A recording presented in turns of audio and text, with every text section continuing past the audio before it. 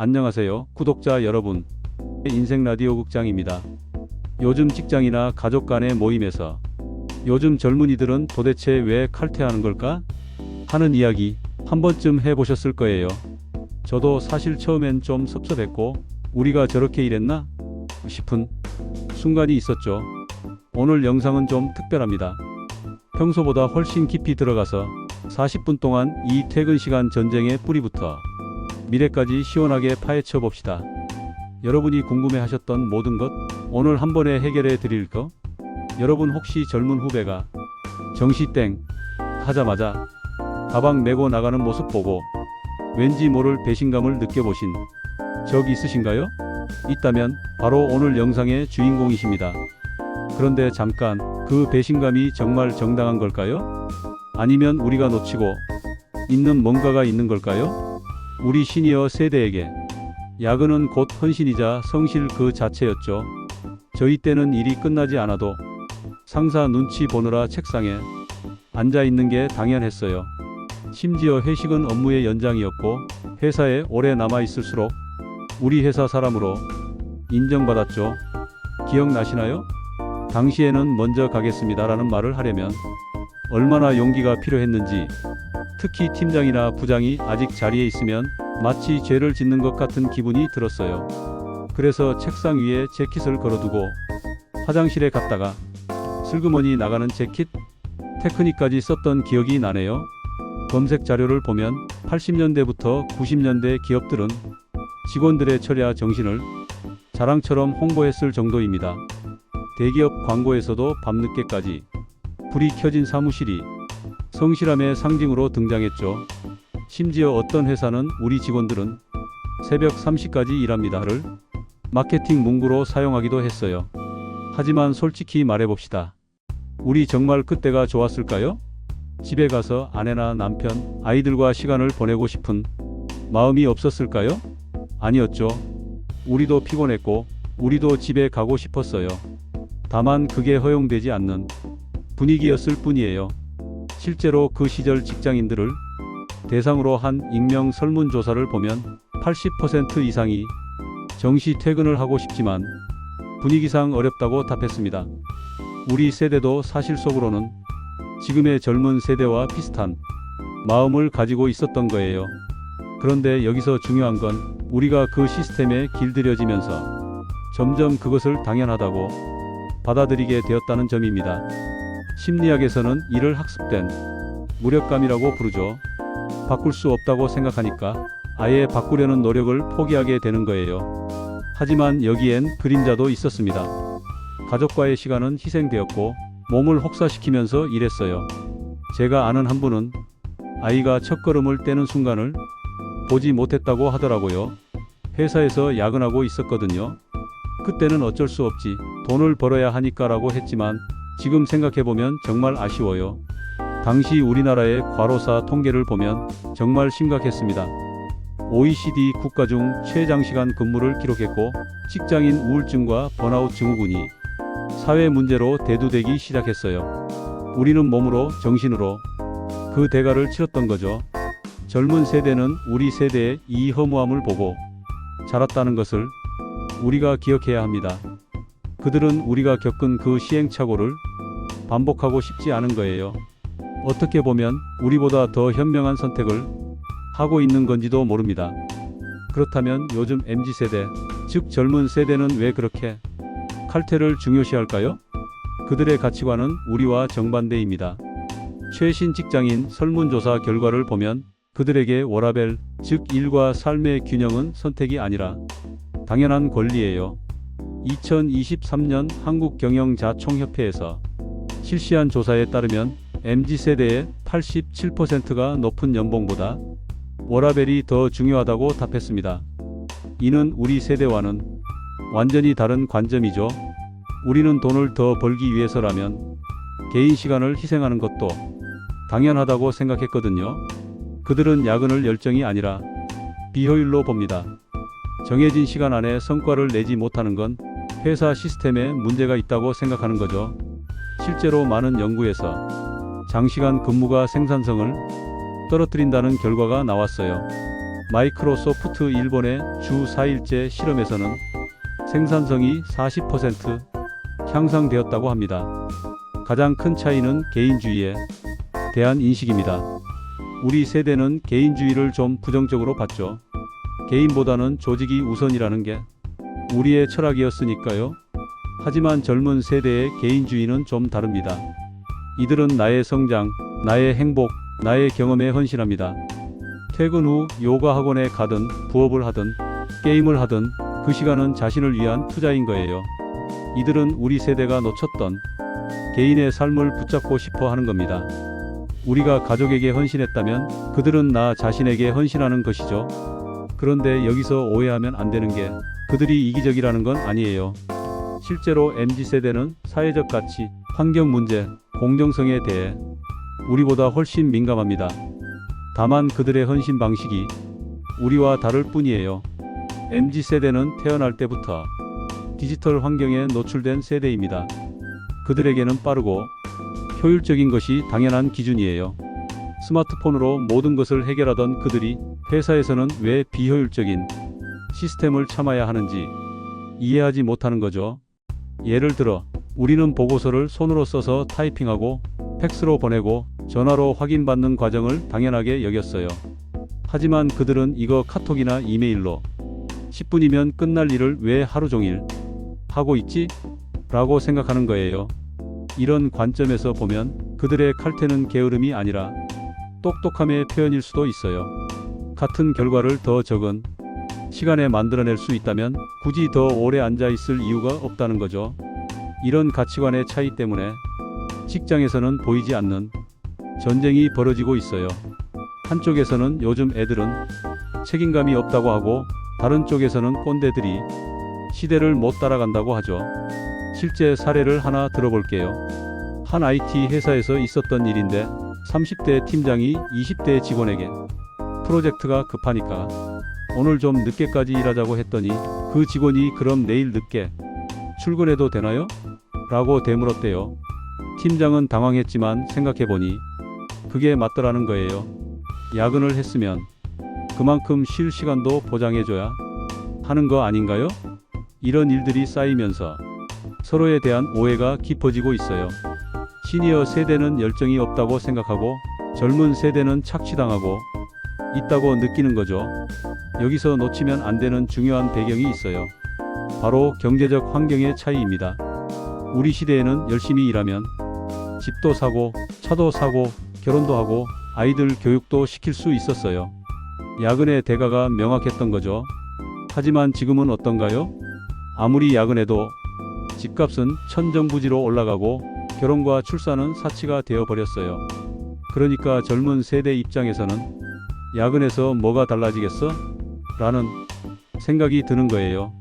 노력과 보상의 연결고리가 끊어진 상황에서는 당연한 반응일지도 모릅니다. 2023년 통계청 자료에 따르면 20-30대의 내 집 마련 기간이 평균 23년이라고 합니다. 우리 시대에는 5-7년이었던 것과 비교하면 엄청난 차이죠. 이런 상황에서 회사에 헌신하라고 하는 게 설득력이 있을까요? 흥미로운 건 이런 변화가 한국만이 문제가 아니라는 점이에요. 전 세계적으로 대사직이라고 불리는 트렌드가 일어나고 있고 많은 나라에서 주 4일제를 도입하고 있어요. 벨기에, 아이슬란드, 스코틀랜드 등에서는 이미 주 4일제가 성공적으로 정착했고 생산성은 오히려 높아졌다는 결과가 나왔어요.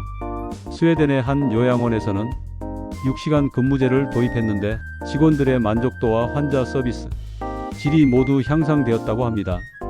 이런 변화의 배경에는 단순히 개인의 행복만 있는 게 아니에요. 기업들도 우수한 인재를 확보하기 위해 워라밸을 중요하게 생각하고 있어요. 구글, 마이크로소프트, 넷플릭스 같은 글로벌 기업들이 유연근무제를 도입하는 이유가 바로 그거죠. 한국 기업들도 서서히 변하고 있어요. 카카오, 네이버, 쿠팡 같은 IT 기업들은 이미 자율 출퇴근제나 유연근무제를 도입했고 전통 대기업들도 하나둘씩 따라가고 있어요. SK하이닉스는 스마트워크 제도를 도입해서 직원들이 오전 7시부터 오후 10시 사이에 자유롭게 8시간을 근무할 수 있게 했어요. 그 결과 직원 만족도가 크게 올랐고 이직률도 낮아졌다고 합니다. LG전자는 패밀리데이를 운영해서 매주 금요일에는 가족과 시간을 보낼 수 있도록 장려하고 있고, 삼성전자는 리프레시 휴가라는 이름으로 장기 휴가를 권장하고 있어요. 자, 이제 핵심 질문을 해봅시다. 정말 중요한 건 얼마나 오래 일하느냐일까요? 아니면 얼마나 잘 일하느냐일까요? 하버드 비즈니스 스쿨의 연구에 따르면 주 50시간 이상 일하는 사람들의 시간당 생산성은 급격히 떨어진다고 해요. 뇌과학적으로도 장시간 집중은 한계가 있어요. 인간의 집중력은 90분 정도가 최대이고 그 이후에는 휴식이 필요하다고 합니다. 그러면 우리가 야근하며 일했던 그 많은 시간들 중에서 정말로 생산적이었던 시간이 과연 얼마나 될까요? 솔직히 말해서 많은 시간은 그냥 시간 때우기였을 수도 있어요. 인터넷 서핑하고 동료와 수다 떨고 의미 없는 회의에 참석하고 말이죠. 여기서 중요한 패러다임 전환이 필요해요. 과정 중심에서 결과 중심으로 말이죠. 우리 세대는 열심히 하는 모습을 보여주는 것이 중요했다면 젊은 세대는 실제로 무엇을 성취했는가에 더 관심이 있어요. 예를 들어 보고서를 작성하는 일이 있다고 해봅시다. 우리는 며칠에 걸쳐 천천히 꼼꼼하게 여러 번 검토하면서 만들었죠. 하지만 젊은 세대는 AI 도구를 활용해서 하루 만에 같은 품질이 보고서를 만들어낼 수 있어요. 어느 쪽이 더 나은 걸까요? 시간이 오래 걸렸다고 해서 반드시 더 좋은 결과물이 나오는 건 아니에요. 때로는 신선한 아이디어와 빠른 실행력이 더 큰 가치를 만들어낼 수도 있거든요. 자, 이제 솔직하게 인정해 봅시다. 젊은 세대에게서 배울 점들이 분명히 있어요. 첫 번째는 효율성입니다. 그들은 같은 일을 더 빠르고 스마트하게 처리하는 방법을 알고 있어요. 새로운 기술이나 도구를 활용하는데도 훨씬 능숙하죠. 우리가 하루 종일 걸려서 하던 일을 그들은 몇 시간 만에 끝내기도 해요. 두 번째는 자기 관리입니다. 번아웃을 예방하고 스트레스를 관리하고 정신 건강을 챙기는 것의 중요성을 그들은 잘 알고 있어요. 우리는 몸이 아파도 참고 일했지만 그들은 미리미리 관리해서 지속 가능한 일 방식을 추구해요. 세 번째는 경계 설정입니다.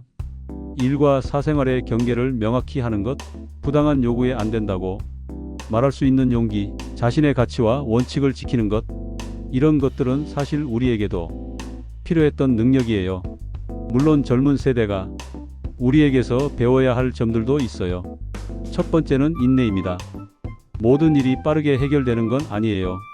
때로는 시간이 걸리더라도 꾸준히 해나가는 끈기가 필요한 일들이 있어요. 특히 사람과의 관계는 하루아침에 만들어지지 않거든요. 두 번째는 협력의 가치입니다.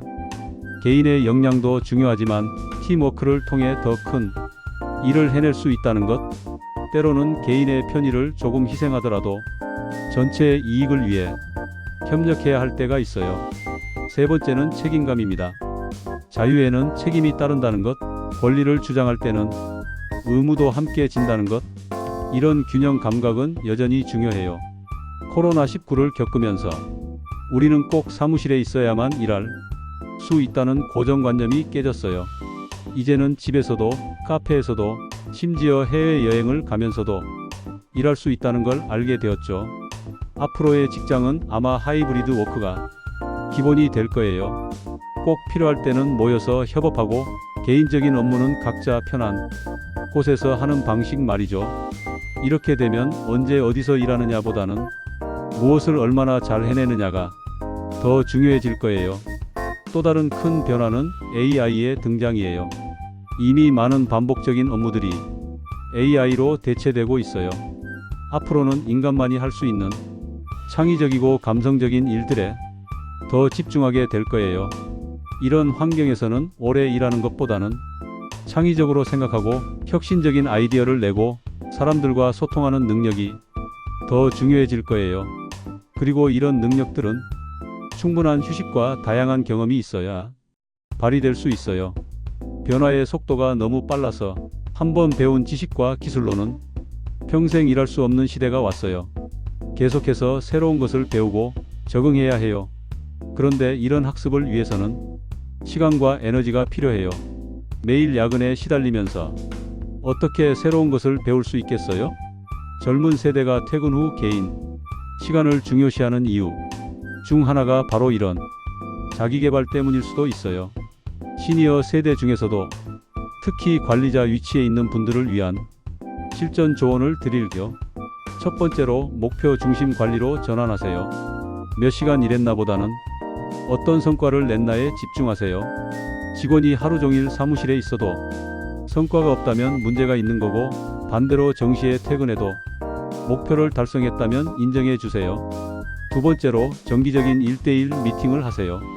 젊은 직원들과 개인적으로 대화할 시간을 만드세요. 그들의 고민이나 아이디어를 들어보고 피드백을 주세요. 이때 중요한 건 가르치려 하지 말고 이해하려 노력하는 거예요. 세 번째로 유연성을 허용하세요. 모든 일을 똑같은 방식으로 해야 한다고 고집하지 마세요. 결과가 좋다면 과정은 어느 정도 융통성을 발휘해 주세요. 젊은 직원분들에게도 한 말씀 드리고 싶어요. 첫 번째로 소통하세요. 단순히 칼퇴만 하지 말고 왜 그렇게 하는지 설명해 보세요. 저는 집중해서 일해서 일찍 끝났는데 혹시 추가로 도와드릴 일이 있나요? 라고 물어보는 것만으로도 인상이 달라져요. 두 번째로 선배들의 경험을 존중하세요. 그들의 방식이 구식이라고 무시하지 마세요. 오랜 경험에서 나온 지혜들이 있어요. 새로운 방법과 기존 경험을 조합하면 더 좋은 결과를 얻을 수 있어요. 세 번째로 때로는 융통성을 발휘하세요. 정말 급한 일이 있을 때, 팀이 어려울 때는 조금 더 늦게까지 일하는 것도 나쁘지 않아요. 다만 그것이 일상이 되어서는 안 된다는 원칙은 지키세요. 실제로 이런 세대 갈등을 잘 해결한 기업들의 사례를 살펴볼까요? 삼성 SDS의 세대 공감 프로그램이 있어요. 시니어 직원과 주니어 직원을 1대1로 매칭해서 서로의 업무 방식을 배우도록 했어요. 6개월 후 조사해보니 업무 만족도와 협업 효율성이 크게 향상되었다고 합니다. 네이버의 리버스 멘토링도 좋은 예예요. 젊은 직원이 시니어 직원에게 새로운 기술을 가르치고 시니어 직원이 젊은 직원에게 업무 노하우를 전수하는 프로그램이에요. 서로 선생님이자 학생이 되는 거죠. 현대 자동차의 스마트워크는 어떨까요? 직급이나 나이에 관계없이 좋은 아이디어는 적극 수용하고 업무 방식도 자율적으로 정할 수 있게 했어요. 그 결과 혁신적인 아이디어들이 많이 나왔다고 해요. 제가 아는 한 팀장님의 이야기를 해드릴게요. 처음에는 젊은 직원들이 칼퇴가 이해되지 않았대요. 그런데 어느 날 그 직원이 퇴근 후에 온라인 강의를 듣고 있다는 걸 알게 되었어요. 회사 업무와 관련된 새로운 기술을 배우고 있었던 거예요. 그 팀장님은 그때부터 생각을 바꾸셨대요. 아, 이 친구는 회사에서는 집중해서 일하고 집에서는 또 다른 방식으로 성장하고 있구나. 그 후로는 효율적으로 일하는 직원들을 오히려 더 인정해 주시게 되었어요. 앞으로는 새로운 형태의 리더십이 필요해요. 명령과 통제가 아닌 지원과 코칭 중심의 리더십 말이에요. 감성 리더십이라는 게 있어요. 직원들의 감정과 동기를 이해하고 개인별 맞춤형 관리를 하는 리더십이에요. 모든 사람을 똑같이 관리하는 게 아니라 각자의 특성에 맞게 접근하는 거예요. 디지털 리더십도 중요해요. 새로운 기술과 도구를 적극 활용하고 변화에 빠르게 적응하는 리더십이에요. 리더가 먼저 변화를 받아들여야 조직도 따라올 수 있어요. 지속가능 리더십이라는 개념도 있어요. 단기적 성과가 아닌 장기적 관점에서 조직과 개인의 지속 가능성을 고려하는 리더십이에요. 번아웃으로 직원들을 소진시키는 게 아니라 오래도록 함께 갈 수 있는 방법을 찾는 거예요. 학교에서도 이런 변화에 대비한 교육이 필요해요. 단순히 지식을 전달하는 게 아니라 세대 간 소통 능력, 갈등 해결 능력, 변화 적응 능력을 길러주는 교육 말이에요. 특히 경영학이나 인사관리 분야에서는 세대론에 대한 이해, 다양성 관리, 유연한 조직 운영 등에 대한 교육이 더 강화되어야 할 것 같아요. 이런 변화는 개인이나 기업 차원의 노력만으로는 한계가 있어요. 사회 전체의 합의와 지원이 필요해요. 근로기준법이나 관련 제도들도 시대에 맞게 개선되어야 해요. 유연근무, 원격근무, 주 4일제 등에 대한 법적 기반을 마련하는 거죠. 열심히 오래 일하는 것이 미덕이라는 사회적 인식도 바뀌어야 해요. 효율적으로 잘 일하는 것이 미덕이라는 인식으로 말이에요. 자, 이제 결론을 내릴 때입니다. 이 퇴근 전쟁, 누가 옳고 그른 걸까요? 정답은 없습니다. 세대 차이는 틀림이 아니라 다름입니다. 60년 살아보니 알겠더라고요. 목표는 같지만 방법이 달라진 거죠. 우리 세대의 목표도 결국 행복한 삶이었어요. 다만 그 행복을 위해 먼저 열심히 일해야 한다고 믿었던 거죠. 젊은 세대도 목표는 같아요. 다만 그들은 일도 중요하지만 삶도 중요하다고 생각하는 거예요. 어느 쪽이 맞다고 단정할 수 있을까요? 바뀌면서 최적의 전략도 바뀌는 거예요. 우리 시대에는 우리 방식이 최선이었고 지금 시대에는 그들 방식이 최선일 수 있어요. 사회가 변하고 있어요. 평균 수명은 길어졌고 은퇴 후에도 20-30년을 더 살아야 해요. 그러면 젊을 때부터 지속 가능한 삶의 방식을 찾는 게 중요하지 않을까요? 또한 저출산 고령화 시대에는 한 명 한 명의 행복과 만족도가 더욱 중요해져요. 불행한 사람들이 많은 사회는 지속될 수 없거든요. 그런 관점에서 보면 젊은 세대의 워라밸 추구는 개인의 행복뿐만 아니라 사회 전체의 지속 가능성을 위한 것일 수도 있어요. 환경 문제도 마찬가지예요. 무한 성장, 무한 소비의 시대는 끝났어요. 이제는 적당히 지속 가능하게 사는 방법을 찾아야 해요. 일도 마찬가지인 것 같아요. 그렇다면 시니어 세대는 어떻게 해야 할까요? 첫째, 역지사지의 지혜가 필요합니다. 칼퇴를 비난하는 대신 내가 만약 저 친구 나이였다면 어땠을까? 하고 생각해 보세요. 지금 부동산 가격으로는 집 사기도 어렵고 결혼하기도 어려운 상황에서 야근만 하라고 하는 게 합리적일까요? 둘째, 질문으로 소통하세요. 나 때는 안 그랬는데 대신 왜 그렇게 생각하니? 라고 물어보세요. 이 짧은 질문 하나가 꼰대와 멘토를 가르는 아주 중요한 경계선입니다. 진짜 궁금해서 묻는 거예요. 그럼 젊은 직원들도 자신의 생각을 설명할 기회를 얻게 되고 서로 이해할 수 있어요. 셋째, 쿨하게 인정하세요. 젊은 직원이 퇴근할 때 눈치 주지 말고 오늘도 수고했다. 딱 한마디만 해주세요. 그럼 그들은 여러분을 꼰대가 아닌 진정한 어른으로 존경하게 될 겁니다. 넷째, 새로운 것을 배우려는 자세를 보이세요. 젊은 직원이 사용하는 새로운 도구나 방법에 관심을 보이세요. 이거 어떻게 하는 거야? 나도 배워볼까? 이런 자세만 보여도 세대 간 벽이 많이 허물어져요. 다섯째, 본인의 경험을 강요하지 말고 공유하세요. 너희는 이래야 한다. 대신 내 경우에는 이런 일이 있었는데 어떻게 생각해? 라고 말해보세요. 강요와 공유는 전혀 다른 느낌을 줘요. 젊은 세대 여러분들에게도 몇 가지 말씀드리고 싶어요. 첫째, 선배들의 마음도 이해해보세요. 그분들이 여러분을 힘들게 하려고 그러는 게 아니에요. 그분들 나름대로는 여러분을 위한다고 생각하는 거예요. 젊을 때 고생해야 나중에 편하다는 것도 완전히 틀린 말은 아니거든요. 둘째, 때로는 먼저 다가가 보세요. 칼퇴하기 전에 혹시 제가 더 도와드릴 일 있나요? 라고 한 번만 물어보세요. 정말 급한 일이 있으면 도와드리고 없으면 당당하게 퇴근하세요. 이런 작은 배려가 관계를 크게 바꿔요. 셋째, 여러분의 방식을 설명해 보세요.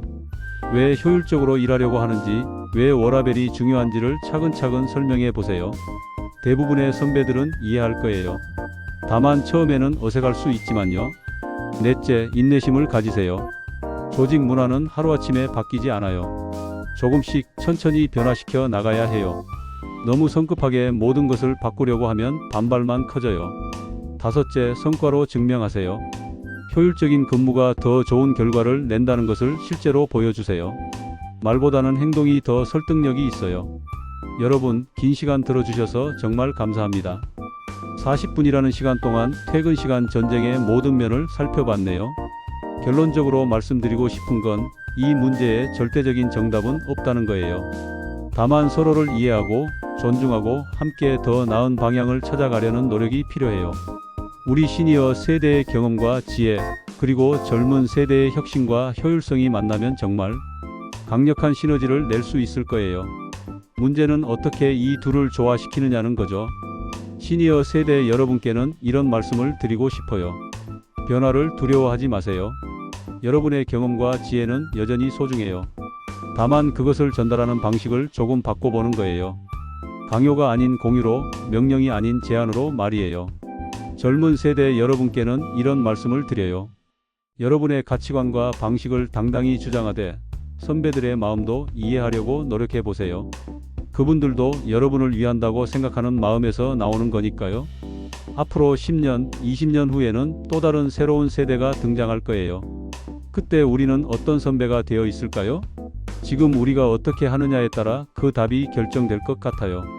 서로 다른 세대가 함께 일하면서 서로를 존중하고 배우고 성장하는 그런 직장 문화를 만들어가면 어떨까요? 각자의 장점을 살리고 단점은 보완해주는 그런 관계 말이에요. 상상해 보세요. 시니어의 경험과 노하우의 젊은 세대의 혁신과 효율성이 더해진 팀이라면 얼마나 강력할까요? 그런 팀에서 일한다면 누구든 행복하지 않을까요? 내일부터라도 작은 것부터 시작해 보세요. 시니어 분들은 젊은 동료가 퇴근할 때 한 번만 웃으며 수고했어 라고 말해 보세요. 젊은 분들은 퇴근 전에 혹시 더 도와드릴 일 없나요? 라고 한 번만 물어보세요. 이런 작은 변화들이 모여서 큰 변화를 만들어낼 거예요. 여러분은 직장 생활을 돌아보면서 그때도 칼퇴할 걸 하고 후회되는 순간이 있으신가요? 아니면 젊은 세대에게 꼭 해주고 싶은 조언이 있으신가요? 댓글로 여러분의 소중한 경험과 지혜를 나눠주세요. 세대를 떠나서 서로에게 배울 점이 있다면 그것도 함께 이야기해봐요. 오늘 이 영상이 여러분의 직장 생활에 조금이나마 도움이 되었기를 바랍니다. 구독, 좋아요, 알림 설정도 잊지 마시고요. 그럼 오늘도 행복한 하루 보내시고 내일도 활기찬 하루 되시길 바랍니다. 감사합니다.